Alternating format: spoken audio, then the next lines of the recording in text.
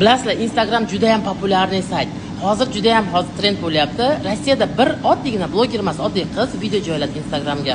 Agar menga 20 mingta odam 100 rubldan pul tashlaydigan bo'lsa, men polniy ipotekamni yopaman dedi. Ishonasizlarmi? Bir kunda hamma tashadi va u polniy ipotekasini yopdi. Bundan keyin unga tahdid qilib juda ko'p bloger emas, oddiygina auditoriyasi 1000 ta 2000 ta bor odamlar ham shu videoni joylayapti va hamma bir-birini podдержка qilyapti. Ko'ramiz, bu video Qirg'iziston, Qozog'iston, O'zbekistonda ham ishlarmikan. Men kartamni qoldiraman. Menga agar 100 rubldan 30 mingta odam tashlaydigan bo'lsa, men ham barcha muammom hal bo'ladi. O'zbek pulda 15 mingdan 30 mingta odam. Agar shu rost bo'ladigan bo'lsa, men podдержка qilsalaringiz, sizlar ham xuddi shunday video joylasalaringiz, men ham sizlarga shu pulni qaytaraman.